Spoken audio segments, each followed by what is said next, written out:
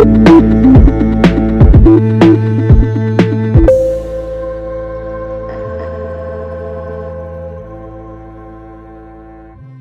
perdón, disculpen. Les vuelvo a presentar a la doctora Sabina Tipantaxi. La doctora es cirujana vascular y endovascular por la Pontificia Universidad Católica de Quito. Posee un diplomado en diagnóstico vascular no invasivo en la ciudad autónoma de Buenos Aires. Es experta universitaria en úlceras de miembro inferior y pie diabético. Es máster en docencia universitaria por la Universidad Iberoamericana de México. Es maestrante de medicina genómica de precisión en hematología en trombosis en la CEU Cardenal Herrera en Santa Cruz de Tenerife, España, y es miembro activo de la Sociedad Ecuatoriana de Angiología y Cirugía Vascular. Es médico tratante del Hospital Teófilo Dávila. El día de hoy la doctora nos va a acompañar con el tema evaluación clínica de la obstrucción arterial aguda. Buenas Buenas. tardes, doc. ¿Cómo está? Justo ya le presenté, no sé si ya puede compartir su pantalla, tal vez. Ok, perdón. No podía entrar, ahorita comparto.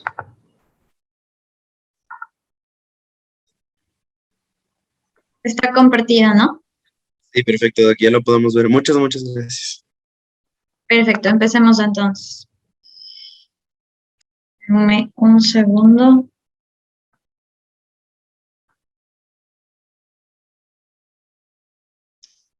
Ok, qué gusto compartir con ustedes esta tarde. Es un tema bastante interesante y pienso que es necesario que todos nos familiaricemos con el manejo inicial, porque de esto depende tanto la vitalidad de la extremidad como la del paciente. Y ya vamos a ver que en realidad, lejos de un tratamiento en extremo complejo o de unas herramientas diagnósticas complejas, todo va a partir de la suspicacia que nosotros tengamos del momento en el que el paciente llega. Evaluación clínica de la isquemia arterial aguda, entonces.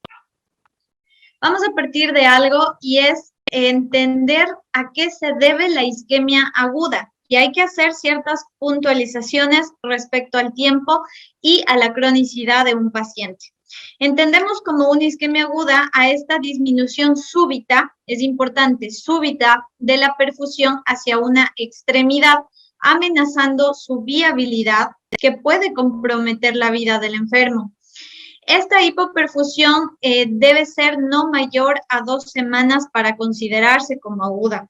Y hay que siempre tomar en cuenta los factores cardiovasculares del paciente. Tomemos en cuenta que el corazón bombea la sangre y son las arterias las que se van a encargar de llevar esa circulación arterial, esa circulación rica en oxígeno que necesitamos para poder mantener vital una extremidad. Cuando el coágulo obstruye este vaso sanguíneo, esto impide una circulación arterial hacia distal, por lo tanto se manifiesta la isquemia. Empieza a faltar oxígeno, sangre oxigenada a los tejidos, empieza a sufrir el tejido y posteriormente empieza a perder vitalidad.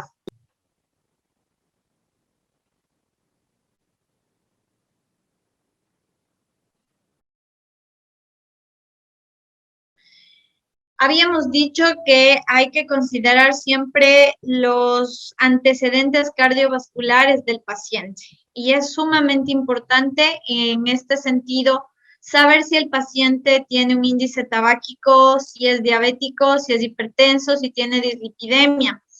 ¿Por qué? Porque estos 4 factores nos llevan a pensar en un paciente muy probablemente con enfermedad arterial periférica. Y la enfermedad arterial periférica determina unas paredes del vaso dañadas, propensas a que se fracture la placa y esta pueda generar un trombo, posteriormente un émbolo y el taponamiento de un vaso.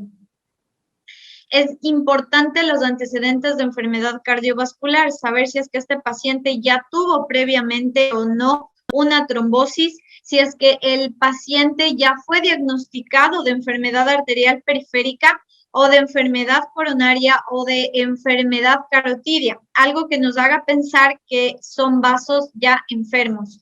Pacientes con arritmias, pacientes con antecedentes no solo de arritmias congénitas, sino también pacientes que hayan sufrido de infarto agudo de miocardio previo.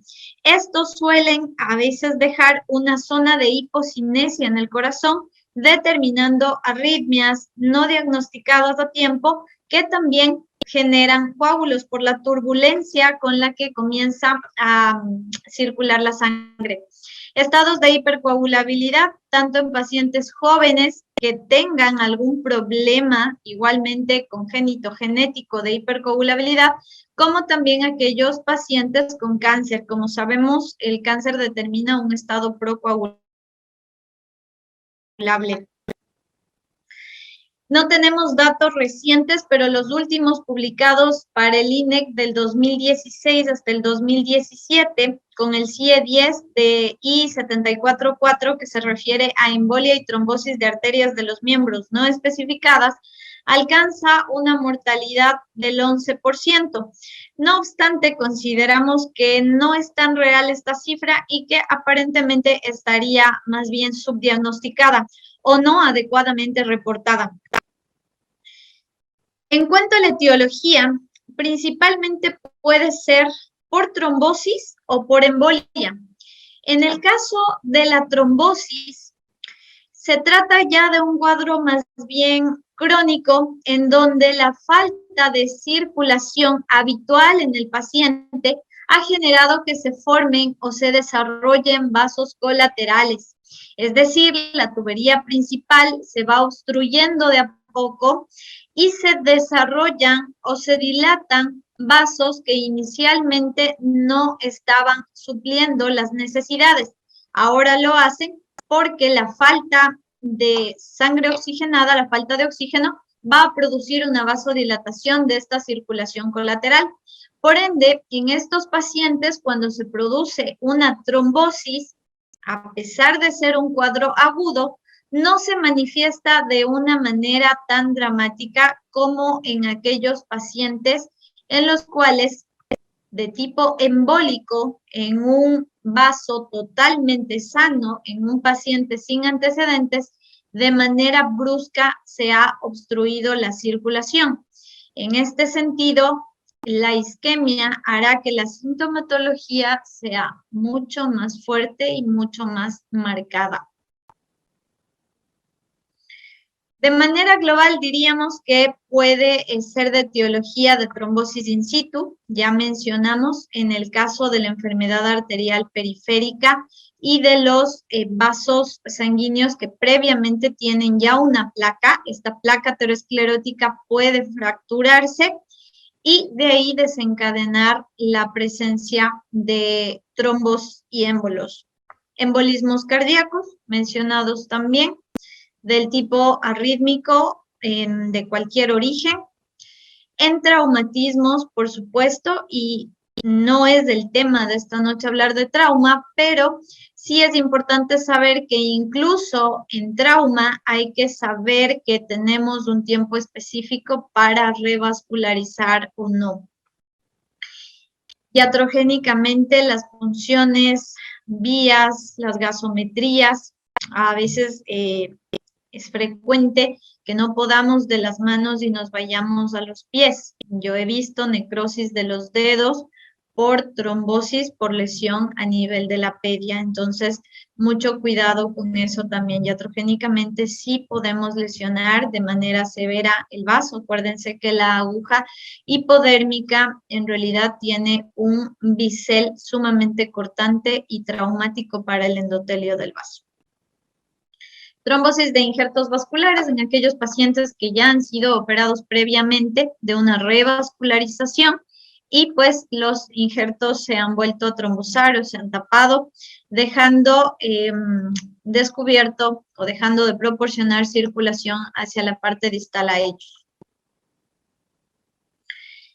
Hay que recalcar algo aquí y es que el tema de la charla es la evaluación clínica. ¿Y por qué ese es el tema? Porque el diagnóstico es netamente clínico. No necesitamos a aparatos de alta gama, sino más bien una alta sospecha de acuerdo a las características del paciente. De manera clásica, se han establecido las 6 P's de la isquemia aguda. La primera es la ausencia de pulsos, la segunda, pain, de dolor, tercero, parálisis, parestesias, palidez, hipoiquilotermia o frialdad. En el caso del dolor, nuevamente hay que recalcar que este puede ser o no dramático. Esto dependerá si es un paciente con antecedentes previos de una enfermedad obstructiva que obviamente ha desarrollado, como ya vimos, los vasos colaterales y que por ende su sintomatología será mucho menos agresiva. El dolor puede ir aumentando, pero no obligarle al paciente a acudir de manera pronta. En el caso de las parálisis y las parestesias, es importante hacer hincapié en las parestesias. Recordemos que cuando hay una falta de circulación, esta falta de oxígeno, los primeros vasos en dañarse van a ser los nervios. Entonces, no esperemos a que se pierdan los pulsos, porque a las 3 horas de faltar la circulación adecuada, los primeros que van a dañarse son los nervios y el paciente ya va a presentar parestesias, va a presentar dolor. Es importante, les insisto, recalcar esto porque se estima que los pulsos recién se pierden a las 6 horas en el caso, por ejemplo, de un síndrome comportamental. Y hay veces que esperamos a que se pierdan los pulsos para preocuparnos o para referirle al paciente. Hay que tener ojo con eso porque dependerá de los antecedentes la agresividad del cuadro. Lo primero en dañarse son los nervios, por lo tanto, parestesias y dolor es lo primero que hay que empezar a encaminar hacia nuestro diagnóstico. ¿Qué pulsos palpamos? 4 pulsos en cada extremidad, sumamente importantes. Empezamos a nivel femoral. Anatómicamente se encuentra trazando una línea en la espina ilíaca anterosuperior y la sínfisis del pubis. En la unión de los 2 tercios externos con el tercio interno, podríamos palpar el pulso femoral. Es importante siempre hacerlo debajo de la ropa, no sobre el interior, no sobre el pantalón, porque necesitamos comparar y valorar hasta dónde tenemos una adecuada perfusión. El segundo pulso es del popliteo y la forma adecuada de palparlo es de esta manera. No importa si tengo las manos grandes y la rodilla es delgada. Necesito hacerlo con ambas manos y flexionando a 30 grados la extremidad. A nivel distal, anatómicamente, nos acordamos que la arteria tibial anterior, el momento en el que atraviesa el retináculo de los extensores, cambia de nombre y ahora se llama arteria pedia o dorsal del pie. La referencia anatómica para palparle a este vaso, pues, es el extensor del primer dedo. Siempre el vaso va a estar hacia lateral. Y finalmente, el pulso tibial posterior, cuya referencia anatómica es el malleolo medial. Asociado a ello, es necesario para una evaluación integral de estos pacientes la toma del índice tobillo-brazo. Este índice tobillo-brazo requiere de un manómetro de presión común y corriente como el que solemos utilizar para tomar la presión y este aparato de aquí que es un Doppler sonido, un Doppler sound. Para tomar el índice tobillo-brazo se requiere tomar las presiones sistólicas, ambas braquiales, como ven, no con el fonendoscopio, sino con el Doppler sound en ambas extremidades. Y luego vamos hacia los pies, pulso tibial anterior y el tibial posterior. Una vez que hemos tomado las presiones sistólicas de estas, vamos a dividir la sistólica de la tibial anterior o sistólica de la tibial posterior para la sistólica más alta de ambos brazos. El valor que nos dé a continuación se considera normal cuando está entre 1 y 1.4. Cuando está menos de 0.9, es diagnóstico de alteración en el caso de un paciente previamente sano, previamente sin antecedentes, y en aquellos con antecedentes es diagnóstico de enfermedad arterial periférica. En el caso de pacientes que tengan un índice tobillo-brazo que se encuentre entre 0.91 y 0.99 se considera borderline. Y pacientes con un ITB mayor a 1.4 no significa que están muy bien, sino que son arterias cuya calcificación impide que se compriman con el manómetro, por lo tanto, se determina no compresible. Esto sobre todo en pacientes con antecedentes de tabaquismo, de dislipidemia, pacientes con diabetes mellitus.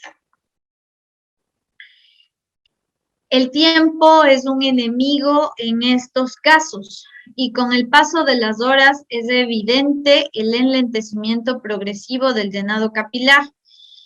La extremidad que inicialmente estaba pálida, poco a poco se va transformando en cianótica debido a la venodilatación de respuesta a nivel capilar, como podemos ver aquí.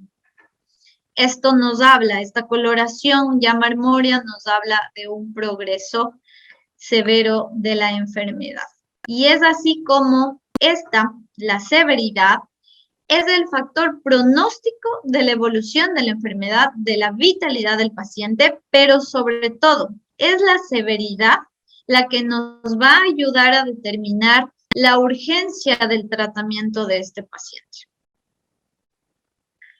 Esta es la clasificación para evaluar la severidad, es la clasificación de Rutherford para isquemia aguda. Ojo con eso porque también pueden encontrar la clasificación de Rutherford para enfermedad arterial periférica. Esta es la clasificación para isquemia aguda y le divide en 3 fases. La primera es una clase 1, clase viable, en donde vemos que no está inmediatamente amenazada. ¿Qué vamos a encontrar? El paciente no tiene ninguna alteración neurológica, tiene un buen tono muscular, fuerza muscular conservadas y al Doppler podemos auscultar fácilmente tanto arterial como venoso el flujo. Cuando hablamos de clase 2, esta la vamos a dividir en 2A y 2B de acuerdo a la amenaza de la extremidad. 2A, marginalmente amenazada. ¿Qué significa? Que se puede salvar la extremidad si es que la tratamos prontamente. Aquí ya existe una alteración sensitiva, pero se limita a los dedos o puede no estar presente. No hay debilidad muscular, la fuerza muscular está conservada, pero ya no es audible la señal arterial. La venosa, sí. En el caso de la 2B o amenazada de manera inminente, también salvable con una revascularización inmediata, aquí la pérdida sensitiva ya va más allá de los dedos y está asociada a dolor en reposo. La debilidad muscular aquí sí está presente y sigue sin aparecer la señal arterial, pero es audible la venosa. En la clase 3, ya considerada como una isquemia irreversible, aquí ya existe pérdida del tejido o una lesión neurológica permanente. Una anestesia profunda, una parálisis profunda o rigor mortis. Aquí la señal Doppler no está presente ni audible ni en la arterial ni en la venosa.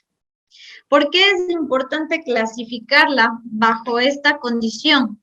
Porque la clase 1, el tratamiento es conservador, podemos planificarlo, podemos evaluar bien al paciente, podemos dar un tratamiento de las enfermedades de base y corregir las comorbilidades, mejorar con el ejercicio, vasodilatar, pero en el caso de la clase 2, necesariamente el tratamiento es quirúrgico y ya vamos a ver más adelante entre la A y la B cómo se diferencia en cuanto a este.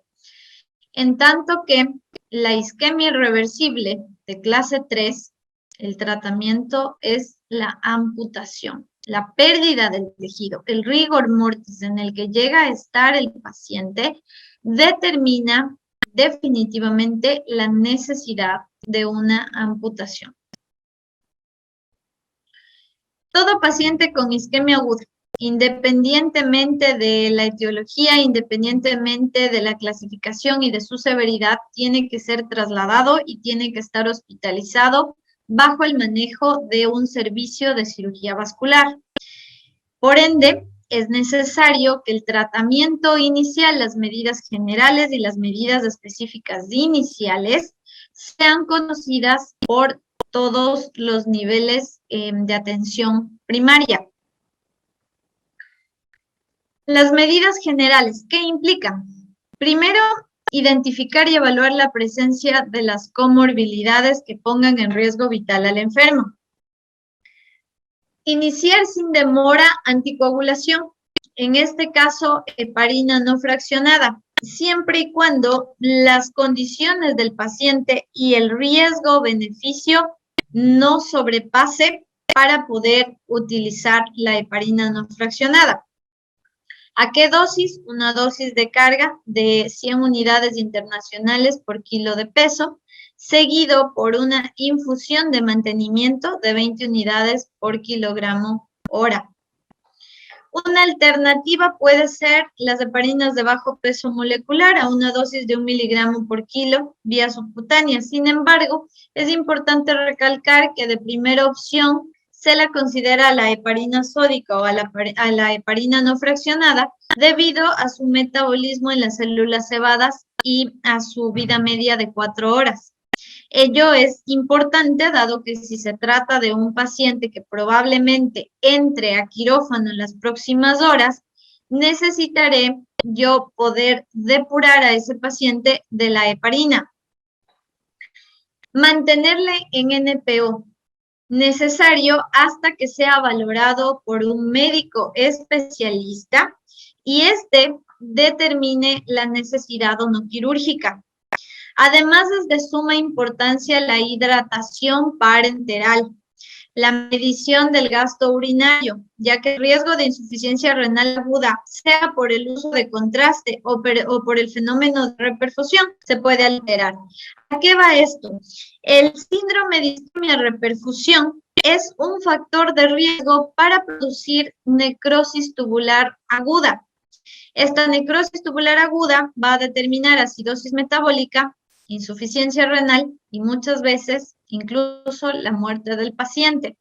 De ahí que es necesario evaluar la severidad para saber si es o no atribuible una revascularización en determinados pacientes. Acordémonos que el momento en el que se restringe el flujo arterial, esa sangre retenida hacia distal está llena de radicales libres.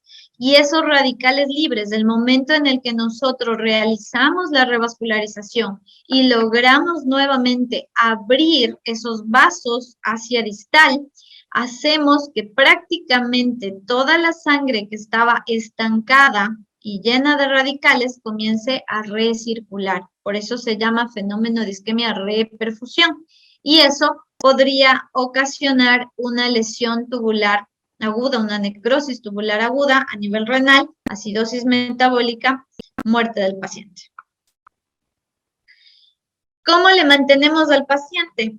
En posición de tren del embus reverso, o más bien dicho, en declive del paciente o en contratren.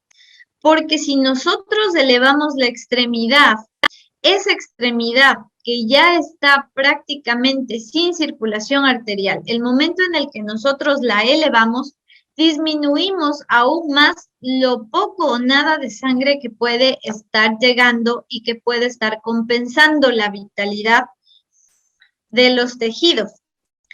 Con la extremidad cubierta, pero sin comprimirla.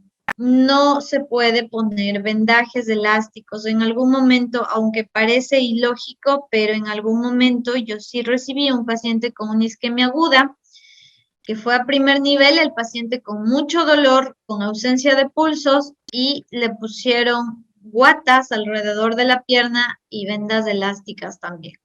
Entonces, si ya sabemos que no está llegando circulación hacia la parte distal y además le sumamos con elastocompresión, pues lo único que estamos haciendo es acelerar el proceso isquémico.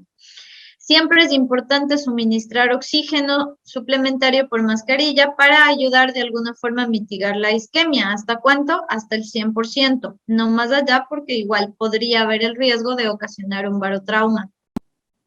El control del dolor es sumamente importante, la analgesia parenteral, de acuerdo a la severidad del dolor también que presenta el enfermo. Exámenes de laboratorio, por supuesto, sumamente importantes, sobre todo antes de iniciar la anticoagulación. Debemos al menos contar con una biometría hemática, una química sanguínea y tiempos de coagulación para poder evaluar a este paciente el riesgo que tiene de un sangrado mayor el momento en el que nosotros empecemos con la heparina no fraccionada. Solo si es que la condición del paciente lo amerita, podríamos realizar estudios complementarios como electrocardiograma, pedir valoración cardiológica, tomografías, ecografías, solo si es que la condición lo ameritase. Ya específicamente hablando y dividiéndole en las clases de severidad, tenemos que, en el caso de la clase 1, habitualmente dijimos del tratamiento es clínico, de considerarse la revascularización, pues complementamos estudios, pedimos valoraciones cardiológicas, chequeos previos, controles de las comorbilidades del paciente y programamos la cirugía, e incluso hay veces en las que no es necesario una intervención quirúrgica, sino solo medidas clínicas óptimas.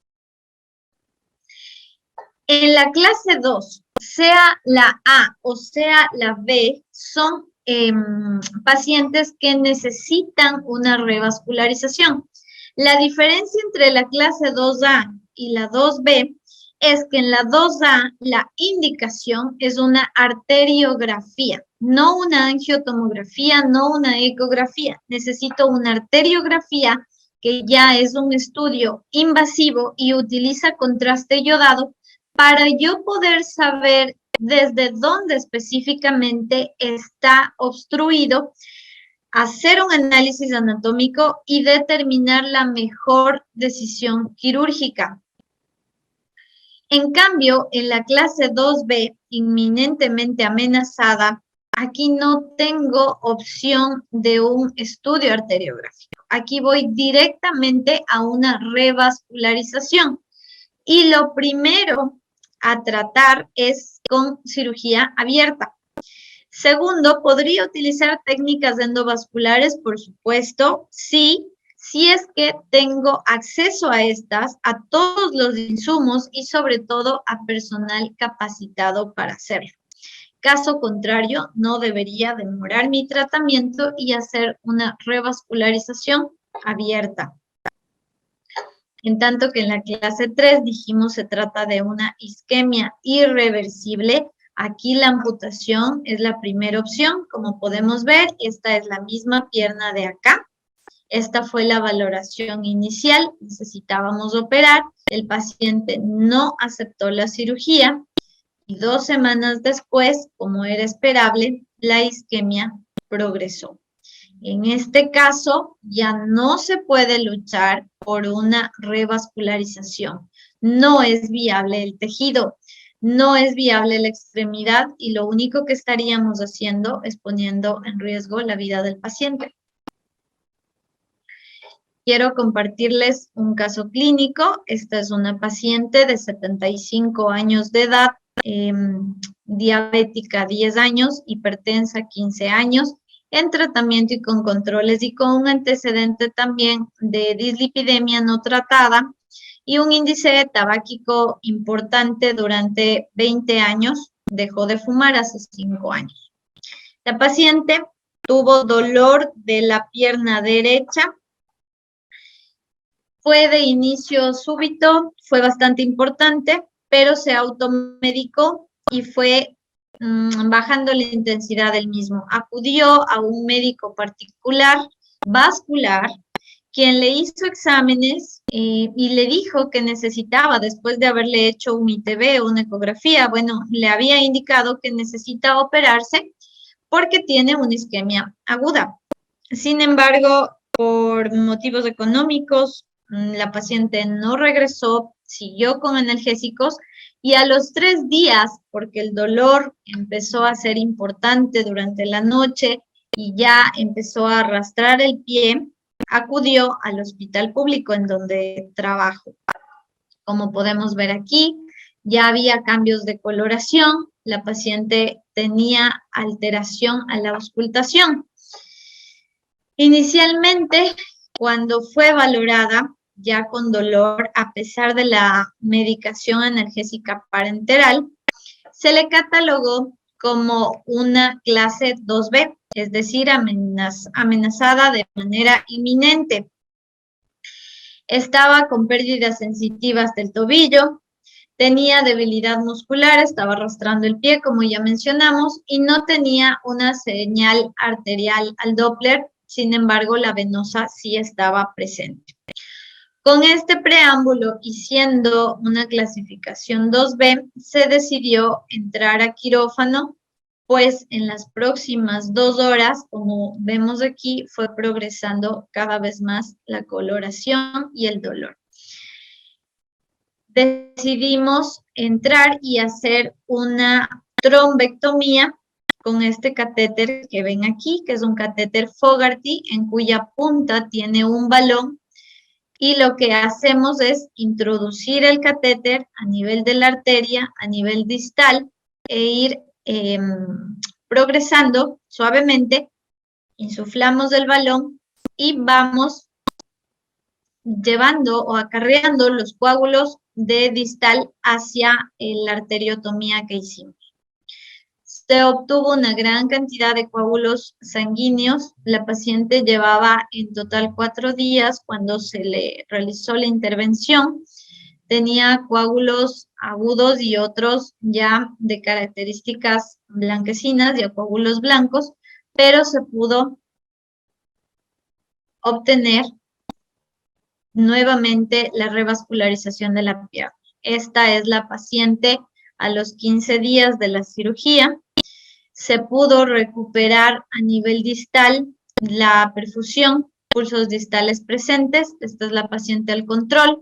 La etiología de esta paciente se presume como una de enfermedad arterial periférica. No se encontró nada a nivel cardíaco, no se encontró otros factores de riesgo aparte de los mencionados, por lo que se atribuyó como un trombo in situ. Este es otro caso, este es un paciente de 30 años que llegó hace poco a nuestro hospital. El paciente fue apuñalado en la parte de la escápula. Fue apuñalado un domingo en la noche y esperaron, porque era un paciente que tenía problemas con la justicia, entonces fue llevado a la casa. Esperaron un tiempo, luego le llevaron a una clínica particular en la cual decidieron suturar la herida, no encontraron mayor problema, sin embargo, según los familiares, tenía un hematoma a este nivel que iba creciendo de manera expansiva. Al siguiente día del trauma, acude a un hospital básico en el cual evidencian un neumotórax, colocan un tubo torácico y al ver una contractura ya de Bollmann, un dolor severo, una parálisis completa del brazo, deciden entrar a hacer fasciotomía. El momento en el que se realiza la fasciotomía encuentran un sangrado activo, pulsátil, aparentemente de la arteria axilar, y deciden empaquetar y referirlo a nuestro hospital. A nosotros nos llega el paciente intubado con apoyo vasoactivo. el paciente empaquetado y la extremidad completamente en contractura. Ustedes podrán pensar que está levantando la mano aquí el residente, pero no, en realidad estaba contracturada ya, la mano estaba en parálisis de Goldman toda la mano. Fue intervenido prácticamente a las 48 horas del trauma. Y si volvemos nuevamente a la escala de isquemia aguda, aunque ojo, esta no es charla de trauma y en el caso del trauma existe otra escala que es la escala de MES, pero solo para correlacionar con la isquemia aguda por trauma, si vamos a la escala, era irreversible el daño. No tenía señal Doppler ni venoso ni arterial. La indicación de este paciente, teniendo 30 años, era muy probablemente inicial. Desde el inicio era una amputación. Con 30 años de edad se intentó hacer una revascularización con el paciente chocado. Quizá no era, insisto, y por eso decidí presentar este caso. Pero al hacer la revascularización, como era esperable, el síndrome de isquemia reperfusión, añadido al choque hipovolémico mantenido 48 horas, el paciente intubado con vasoactivos, pues el paciente falleció. Quiero dejarles este algoritmo práctico de manejo de la isquemia aguda. ¿Qué hacer? Entonces, lo más importante es la sospecha inicial, el diagnóstico, el examen clínico inicial. Una vez que yo sospecho que el paciente tiene las 6 P's o que el paciente está en una isquemia aguda de la extremidad, no espero más, puedo iniciar la terapia intravenosa con heparina no fraccionada, heparina sódica, si es que el beneficio es mayor al riesgo de sangrado de este paciente. Como medidas generales dijimos, el suplemento de oxígeno, la analgesia, la hidratación, cuantificar el gasto urinario. Una vez que yo logro categorizar el riesgo de la viabilidad de la extremidad, tengo como fase 1 viable el manejo clínico, puede esperar el paciente, puedo manejarlo hasta ser remitido a un especialista. En la clase 2A, marginalmente amenazada, hago un monitoreo continuo, controlo la parte clínica del paciente, pero necesito tramitar una angiografía urgente. Importante aquí, acuérdense que la angiografía utilizaba contraste, por ello es necesario una hidratación y una nefroprotección adecuadas. En la clase 3, ya 2B, perdón, inminentemente amenazada, necesito operar de manera urgente. Entre cirugía abierta o endovascular, en este caso prefiero la abierta, pero todo dependerá de la disponibilidad tanto de insumos como de personal para tomar una decisión adecuada. Y la clase 3, ya irreversible, necesariamente irá a una amputación. Todo radica siempre en la sospecha y el manejo inicial. A nosotros a veces nos llega ya en clase 3 irreversible, ya no puedo hacer nada, o puede que me llegue en una clase 2A, pero un paciente que estaba con NPO sin hidratación, es más probable que yo cause una lesión renal el momento de la intervención o el momento de la angiografía. Entonces es sumamente importante los manejos que se le puedan iniciar, tanto específicos como de manera general en el primer nivel. Y todo radica en la alta sospecha que podemos tener. Acuérdense principalmente de la ausencia de pulsos, de los cambios de coloración. Es muy frecuente que a veces confunden en primer nivel la trombosis arterial versus la trombosis venosa. No tiene nada que ver la una con la otra. En una trombosis arterial vimos el cambio de coloración, el enlentecimiento del llenado capilar, la ausencia de pulsos, la frialdad, en tanto que en una trombosis venosa siempre la característica va a ser el edema de la extremidad y no va a haber pérdida de pulsos. Entonces, son dos entidades totalmente distintas. Y la sospecha clínica en esta, pues dependerá mucho la viabilidad del paciente y de la extremidad. Esta es la parte del manejo clínico, de la sospecha clínica, de la isquemia aguda de la extremidad. De mi parte, muchas gracias. Les comparto una foto tomada desde mi hospital. No, hay ya unos atardeceres muy bonitos aquí en Machala. Y desde mi hospital, pues es como un mirador que les invito a venirlo a conocer.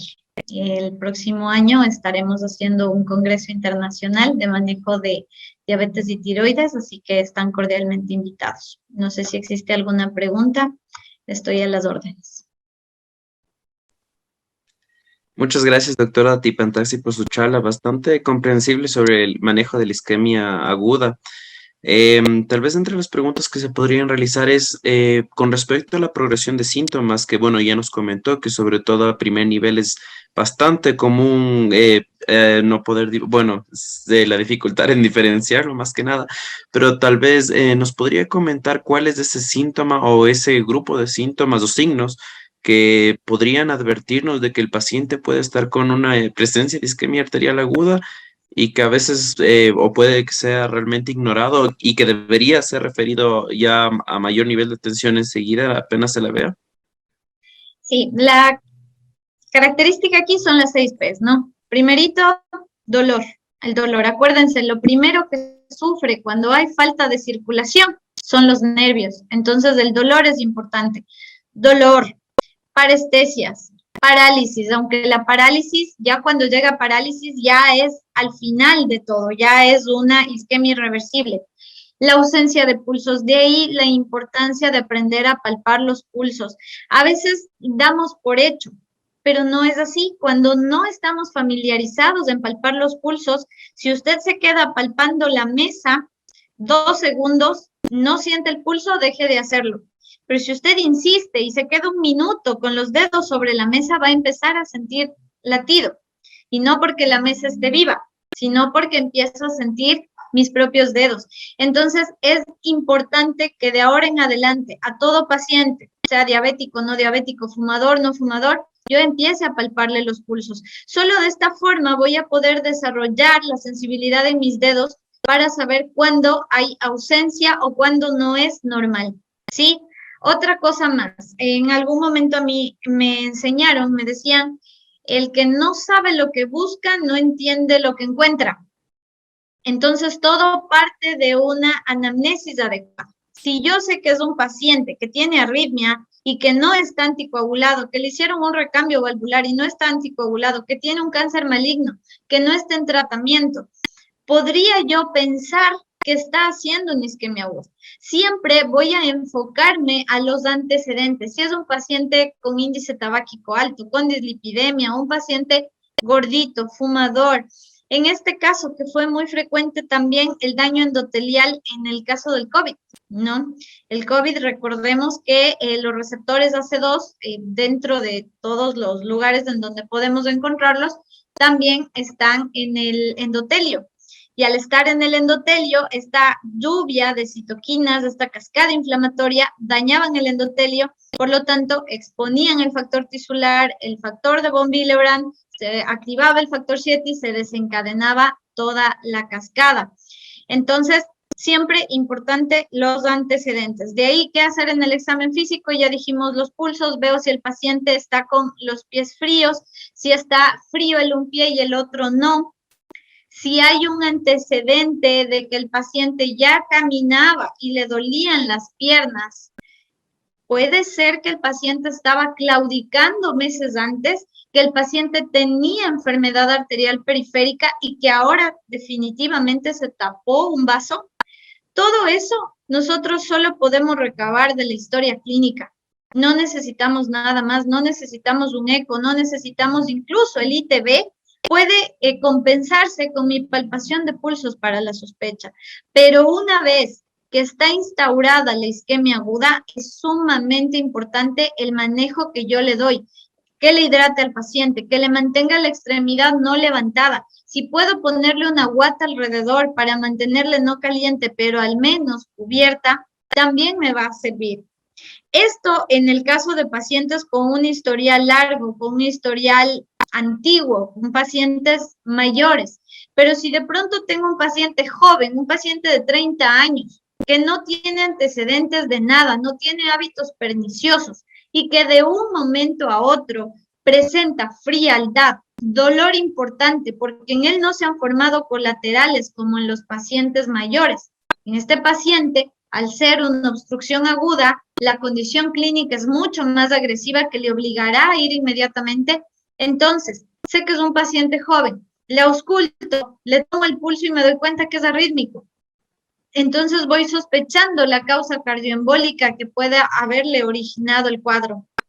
De alguna u otra manera, el tratamiento, y de ahí el nombre de la charla, el tratamiento está determinado porque se diagnostique prontamente y se mantenga en condiciones adecuadas a ese paciente. Si yo le diagnostico ahorita, sospecho que tiene y espero hasta que le toque entrar o hasta que llegue a 6 horas y estoy haciendo la rural, veo que es una isquemia aguda, no tengo heparina no fraccionada, le pongo aunque sea enoxeparina, pero le preparo al paciente, le mando con una vía. Pero si lo único que hago es, está frío, le duele, creo que es isquemia aguda, y le mando con una referencia, como me suele llegar, de isquemia arterial y venosa. No sé bien qué tiene, pero le mando deshidratado, le mando al paciente vendado, entonces ya me llega a mí en irreversible para amputar. Es sumamente importante lo que hacemos porque de ese lapso de tiempo, esas 6 primeras horas, son necesarias para yo determinar la viabilidad o no de esa extremidad. Perfecto, Doc, muchas gracias. Y con respecto a lo que nos había comentado un poquito más, bueno, ya la reperfusión con la liberación de radicales libres, etcétera, ¿nos podría comentar un poquito más cuáles son los riesgos más comunes o sobre todo tal vez exista algunas más comorbilidades o alguna cosa asociada que pueda ayudar o que pueda evitar una buena revascularización? Del síndrome de reperfusión, los riesgos para el Sí. síndrome de reperfusión. Sí, o que tal vez eviten que se logre y que eviten que sea, o Por que supuesto. eviten, sí. Ok. Uno de los factores más importantes es el tiempo. El tiempo es un factor que va en contra. En los pacientes crónicos, el desarrollo de colateralidad nos ayuda porque no llega a estar 100% isquémico, sino hasta un punto de progreso extremo. Pero en los pacientes que previamente tenían un vaso sano, en pacientes jóvenes no ateroscleróticos, en los cuales se obstruye un vaso, tenemos un lapso de 6 horas. 6 horas de oro para que no se muera esa extremidad. Pasadas las 6 horas, va aumentando por hora 25% de probabilidades de este síndrome de isquemia reperfusión.